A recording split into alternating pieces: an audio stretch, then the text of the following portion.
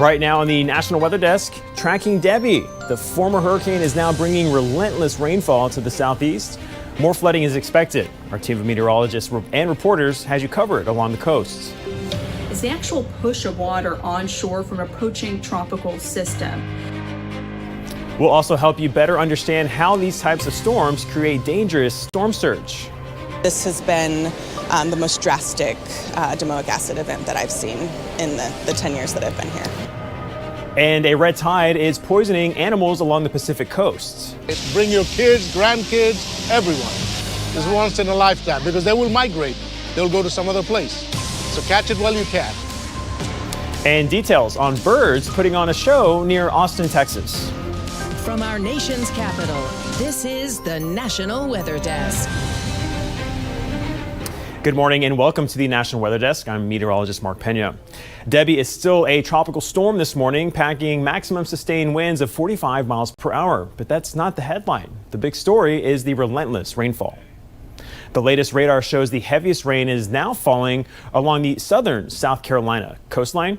But as you can see, Debby's outer bands stretch up into North Carolina and as far south as southern Florida. Debby is expected to linger over Georgia and South Carolina over the next few days. Rainfall could exceed 20 inches in many places and even more in low-lying areas. That will likely lead to significant flooding. So far, at least 5 deaths are blamed on the storm. Thousands are without power, but those numbers are likely to rise. That's because the ground will be so saturated, leading to more trees falling on power lines. Florida meteorologist Lauren Oleski is tracking Debby for us this morning.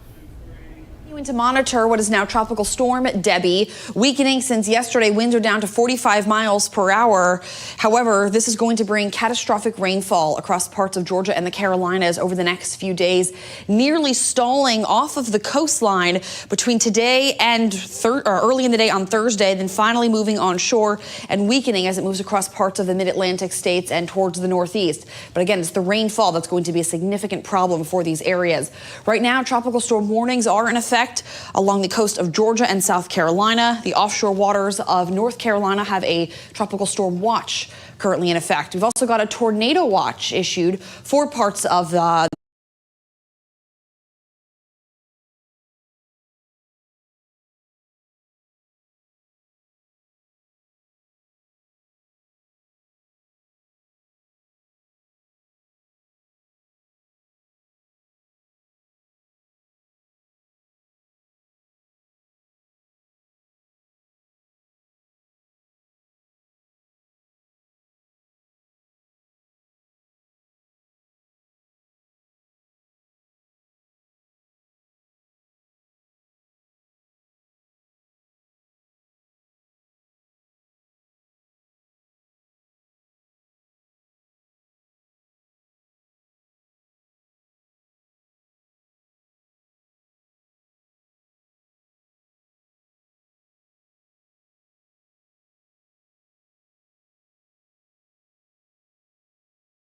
this area, coastal South Carolina. We have crews in Myrtle Beach and Charleston, South Carolina. We'll hear from them in just a minute.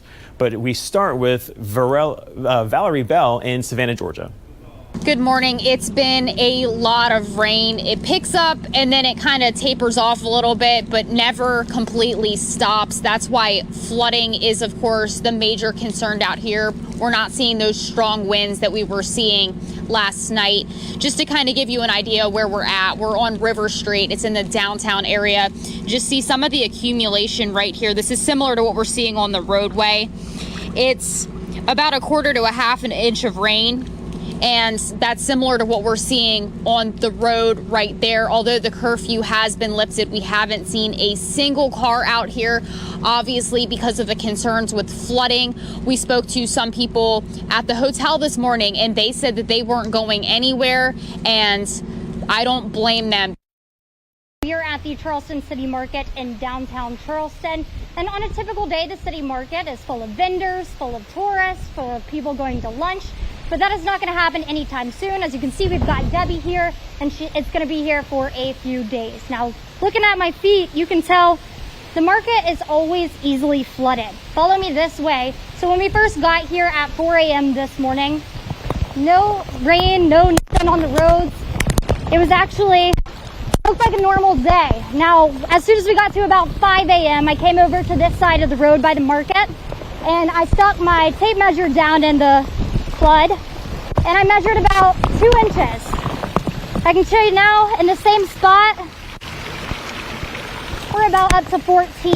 So we're gonna go ahead and move back inside. As you can see right now, no one else out on the roads. That's the way it should be. That's because Mayor William Cogswell issued a curfew yesterday evening from 11 p.m. to noon. So far, we haven't seen a ton of rain out here yet. We've got a little bit of puddles forming, but not much. But it is very, very windy at this time. I'm having to hold on to my hat out here. We're seeing that all those street lights are moving. They're shaking. The trees are going. We've had a couple trash cans blowing around out here as well. As we're continuing to go and watch for rain, again, we haven't seen a lot of it coming down. It's coming down in, bits as it goes along, but majority of it has been dry, but the wind is definitely picking up as we go on through the morning. The amount of rain expected from Debby is unique. The slow-moving storm could dump levels of rain rarely seen in hurricanes. Meteorologist Emily Gracie spoke with an official from the National Hurricane Center about why this storm is dropping so much rain. What we're expecting with Tropical Storm Debby is that the system is going to start moving very slowly. And as a result of this is what the major impact that we are expecting is the rainfall. Right now, we are expecting that this rain is going to end by Saturday morning. And we are expecting between 6 to 12 inches in the northern part of Florida and in some areas of Georgia. But the biggest amount of rainfall are going to be between Savannah and Charleston. And we are expecting in this area between 10 to 20 inches. And it can go as high as 30. So we are expecting historic rainfall amounts. Is there any end in sight? A lot of these computer models have this just kind of sitting for days, right? What's kind of the timeline here? Look how slow the storm is going to be moving. So it's going to be moving on Wednesday. And this is going to be going again to South Carolina on Thursday morning. So this is why we are expecting all these rainfalls to last at least until Saturday morning. So it's going to be a very slow moving tropical storm that is going to produce a lot of rainfall.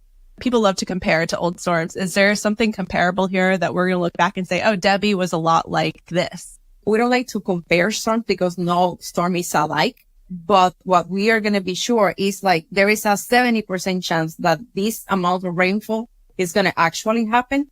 So this is going to be historic for the area. So we are asking people to be ready, follow all the emergency management guidance, and take this system seriously. Now, when it comes to hurricanes, it's typically storm surge that can cause the greatest risks to human life. To get a better understanding of storm surge and just what makes it so dangerous, we turn to meteorologist Jennifer Collins. When we talk about storm surge, it's the actual push of water onshore from an approaching tropical system. And it's the sea level rise above normal tide levels. Now, if a storm surge approaches at high tide, we'll actually see worse effects for many coastal communities. A 6-foot storm surge will actually reach above normal dry ground and can actually work its way inland. A 12-foot storm surge will actually reach the first level of many homes and businesses, and crashing waves on top of that is when we start to see structural damage occur. There's many factors to storm surge, and the most important includes the shape of a coastline. A faster moving storm can actually produce a higher storm surge along an open coastline. We're talking barrier islands. Meanwhile, a slower moving storm can actually produce a higher storm surge for bays and inlets as the water gradually builds in these areas, and it doesn't really have anywhere to go other than into rivers, inlets, or canals. And there's many other slight changes that can occur with a storm that can change what type of storm surge we'll see, whether it's the intensity of a storm. Major hurricanes bring a higher storm surge, as well as the path or direction of an actual storm. So it's very important to pay attention to the forecast for storm surge. And for all the latest on Debby, be sure to check us out on social media. We also post the latest content from our team of 200 meteorologists from across the country. Just search the National Weather Desk on your favorite social media platform. And coming up on the National Weather Desk, we'll find out why 6 sea lions and dolphins have been washing up on California beaches. And we'll help you better understand urban heat islands.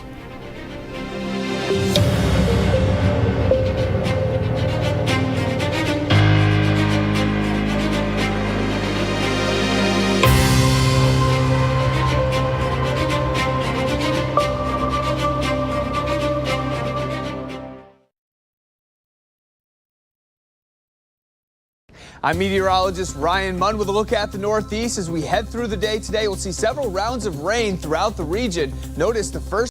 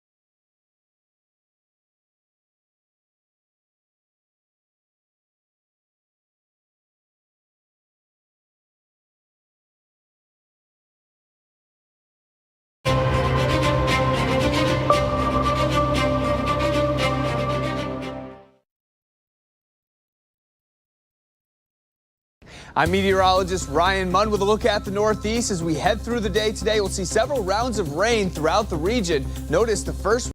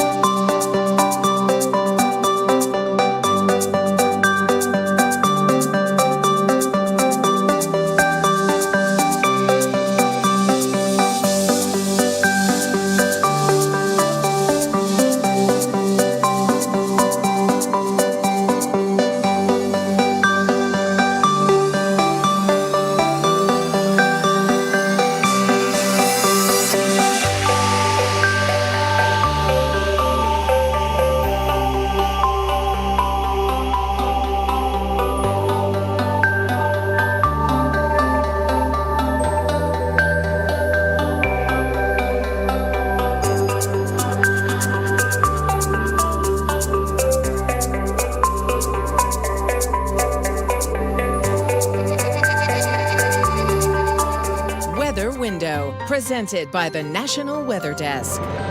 Let's talk rainbows. This is known as a fire rainbow, but it's technically a circumhorizontal arc. It's formed by the refraction of sunlight in ice crystals suspended in the air. This rainbow may seem incomplete, but there's a good reason. It won't reach the ground until the rain reaches the ground.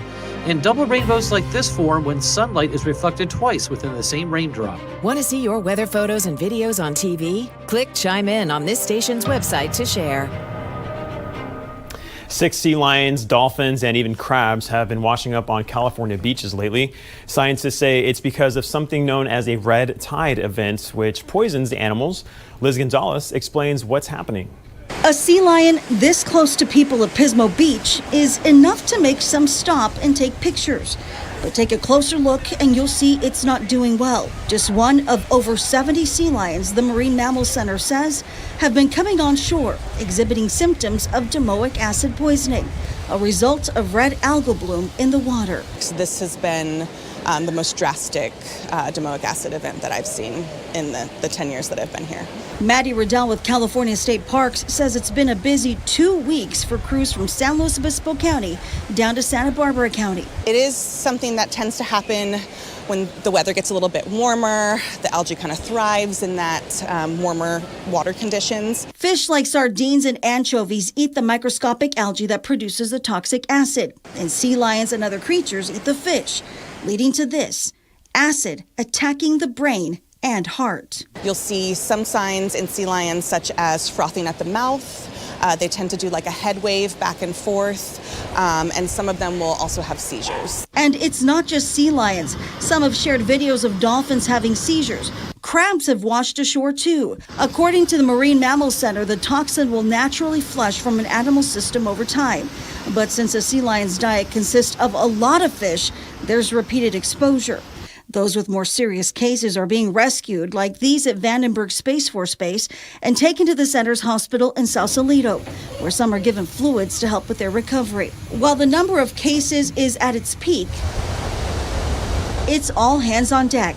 Signs under the Pismo Pier make it clear to stay away, while Riddell and others with state parks educate people on what's happening and why.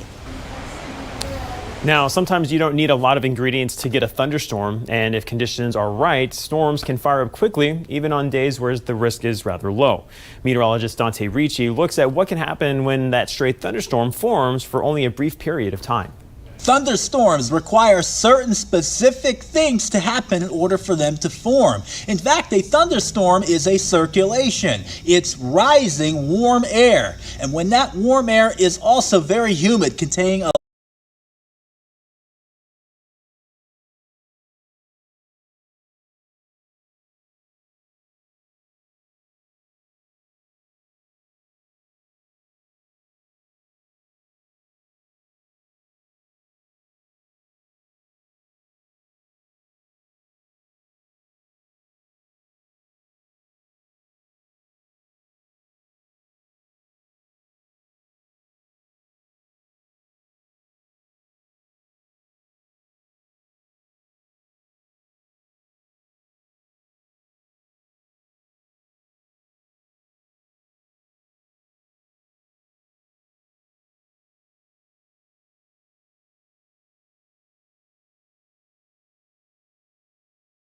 lot of moisture, higher levels of the sky into that updraft.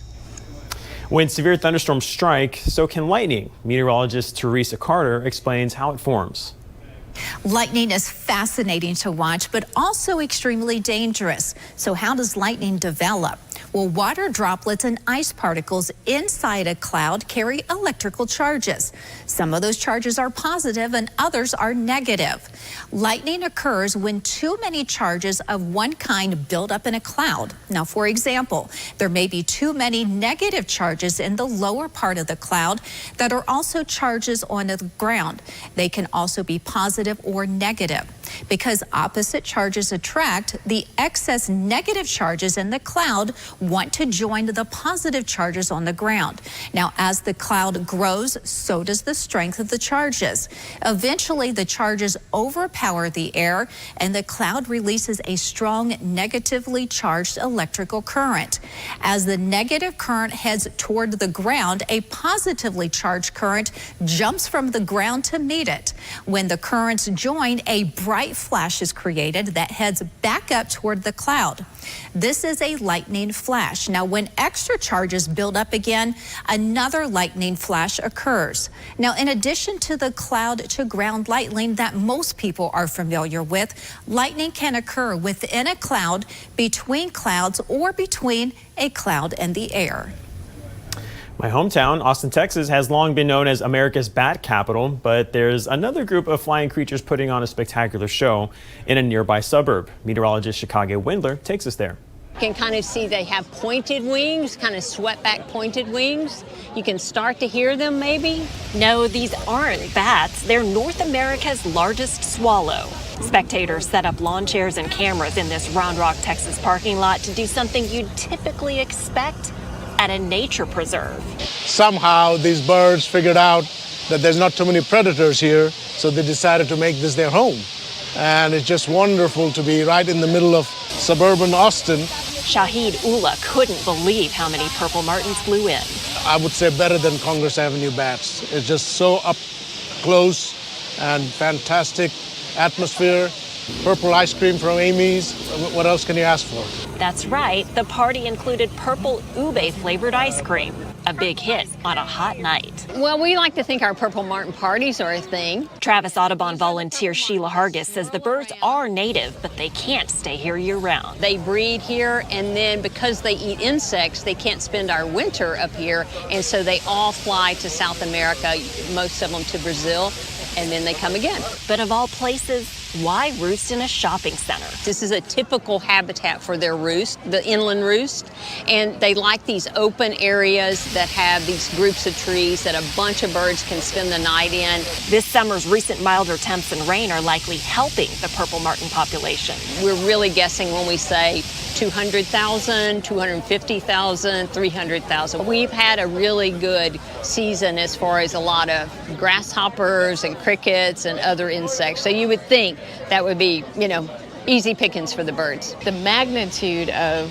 the birds coming in and flying around is like they were giving us a show. It was so exciting. Usually by late August or early September, all the birds have passed through. Bring your kids, grandkids, everyone. Catch it while you can. And it doesn't get any more convenient than a parking lot. For the National Weather Desk, I'm Chicago Windler in Round Rock, Texas. And time now for a short break, but first let's soar over Pennsylvania's Gallatin State Forest.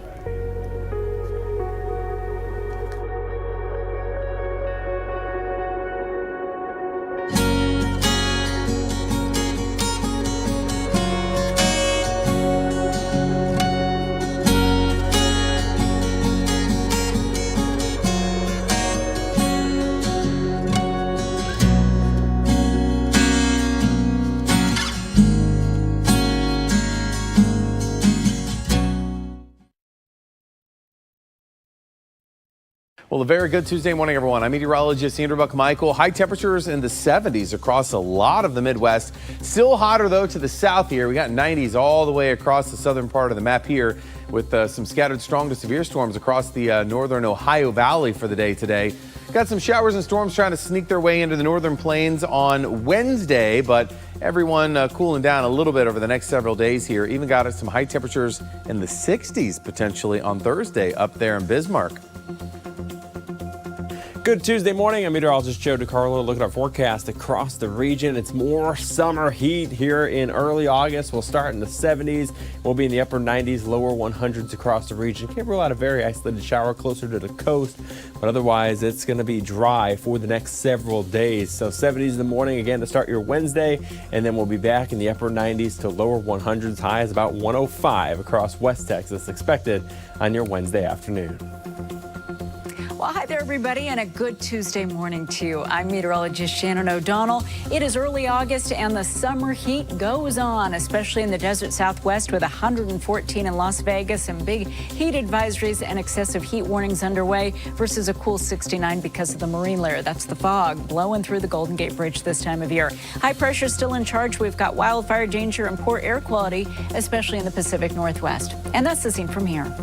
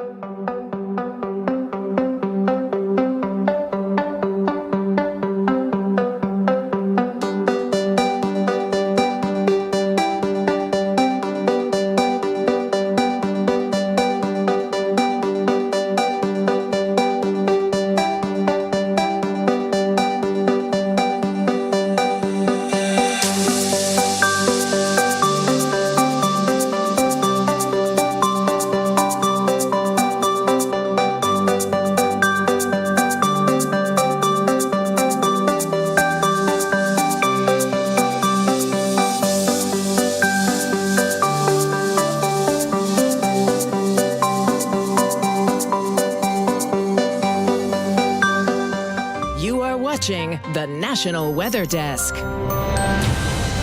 Now, when it comes to how hot it is outside, there are many factors. If you live in an urban area, if you live in an urban area, the thermometer could be several degrees higher than those living in more rural areas. This is due to something called an urban heat island. Meteorologist Alex Garcia explains. Much of the heat we feel can be connected to the urban heat island effect. A recent study showed that nearly 34 million people in the United States live in areas where the temperature feels at least 8 degrees hotter because of it. Here in San Antonio, 1.2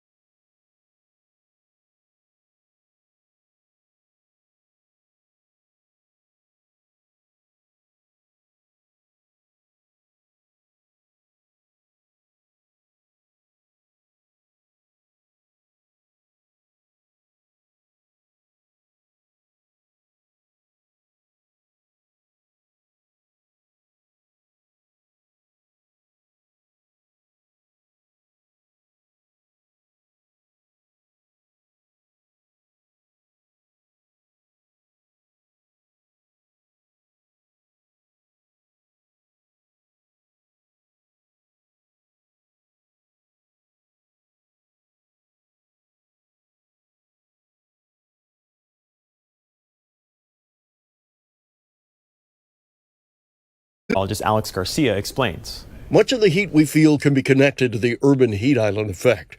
A recent study showed that nearly 34 million people in the United States live in areas where the temperature feels at least 8 degrees hotter because of it.